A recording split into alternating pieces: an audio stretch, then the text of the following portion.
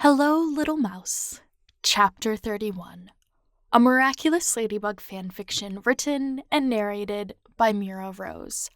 Artwork by CandyFluffs on Instagram. Go check out CandyFluffs. They are linked in the description box. She's got her own store, her own Instagram. Delightful. Go check her out. And if you haven't heard the previous 30 chapters, those are also linked in the description. If you've somehow made it all 31 chapters so far and haven't subscribed, you should do that. And then leave a like and a comment to help support the YouTube algorithm. If you don't know what to comment, put Ladybug's identity. Please enjoy Hello, Little Mouse, Chapter 31. Adrien Agreste as Noir. There was too much to process, and he didn't want to know the answer. Something was wrong with his mother. His father had money at his disposal and connections across the world, so if his mother was here in a vegetable coffin, it wasn't something money could fix. But then it clicked together. It reminded him of himself, Cat Blanc, in Marinette's words. Something had gone terribly wrong, and he'd hurt the person he'd loved. Had the same thing happened to his parents?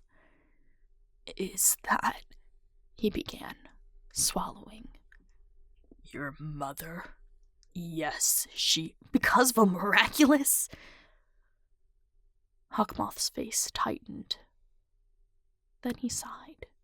I told her not to do it, Adrien. The way his father's voice fell stirred something inside him.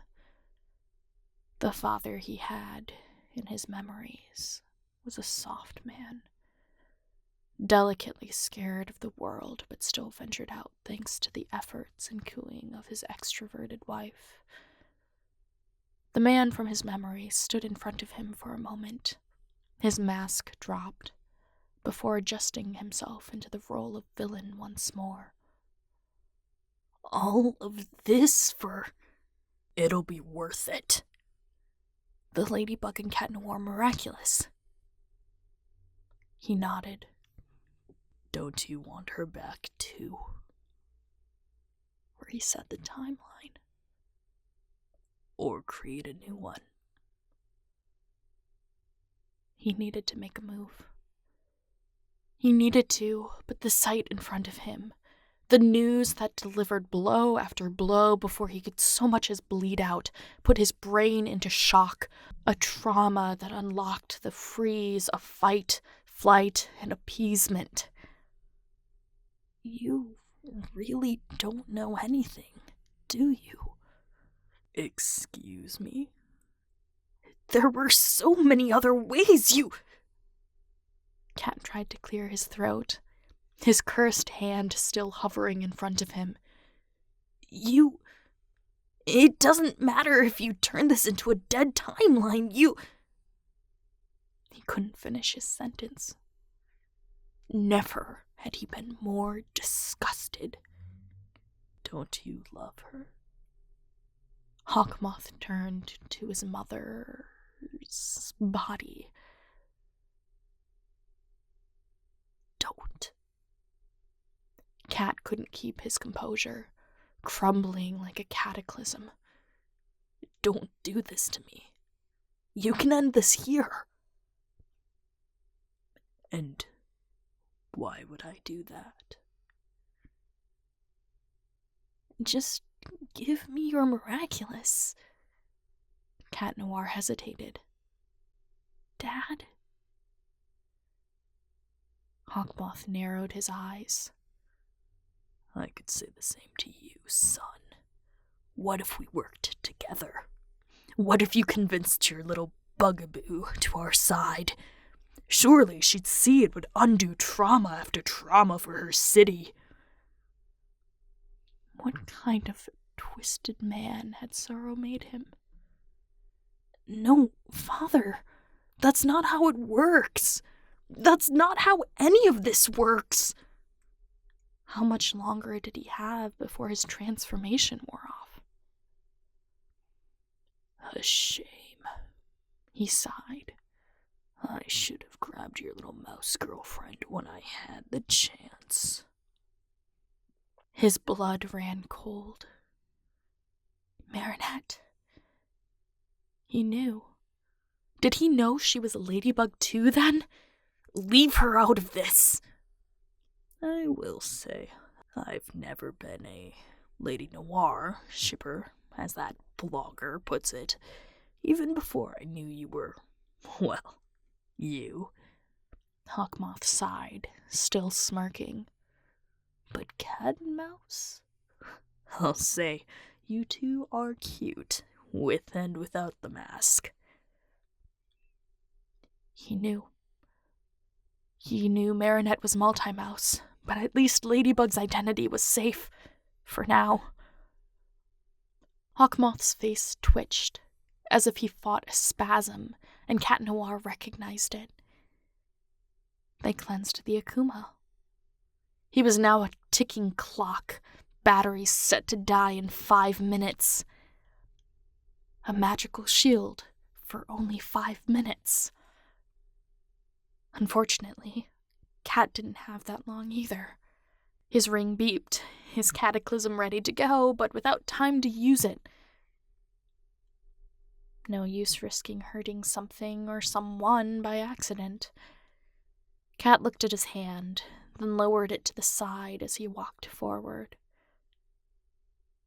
Hawkmoth raised an eyebrow, but stepped back when he saw what he approached. Cat Noir, rather, Adrien Agreste, went to get a better look at his mother. Oh, his ever-sweet mother. How could he have let this happen? How could he play God like this? You've made the right choice, son, Hawkmoth said, as if he had the upper hand. Foolish, foolish man. Has everything been a facade from the start? No wonder he got the miraculous that got others to do his dirty work for him. It's a shame he hadn't gotten his baton to have a face-off with him. 2 enemies dueling for dominance. But no, Cat didn't want that. He was tired. He was oh so tired of truth and standing up for himself. He was tired of betrayal, both small and grandiose. He wanted to rest. He was done being a superhero, even with the intoxicating freedom it came with. He'd always been caged, a part of a bigger scheme, by the man in front of it, and he couldn't escape it even when running away.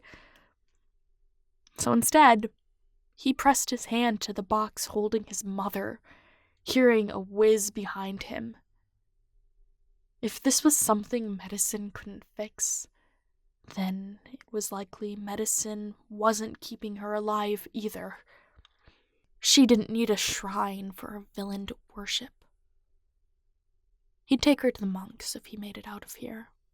For now, he'd gamble his luck. His luck that was never in his favor unless Ladybug was by his side. Cat Noir detransformed as he touched the metal, cold and chilling as light traveled across and off his body, a stunning contrast to the decay unraveling in front of him like something out of a Tim Burton film. Adrien!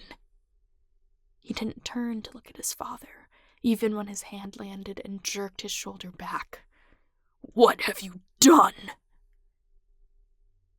Adrien smirked. Bought time. Like something out of a fever dream, Ladybug tackled Hawkmoth, her legs wrapping around his stomach as her arms tightened around his neck and chest, like a fangirl glomp he'd seen in manga, only with the opposite energy. What are you? You picked the wrong spot to take down Ladybug and Cat Noir in, Ladybug yelled, wrestling his father to the floor. Behind her were silhouettes of others, of his partners. But she couldn't tell who she brought with from here. It didn't matter. Adrien turned his attention to his mother as butterflies flapped around him. If he wasn't already emotionally numb, he might just reach out and take one for himself. But no. For now, he was going to help his mother. Adrien was going to help his mother, or whatever part of his mother that was left. Thank you so much for listening. Chapter 32 is on the way. In the meantime, you can check out these other videos for more fanfiction, and I will catch you in the next one. Bye!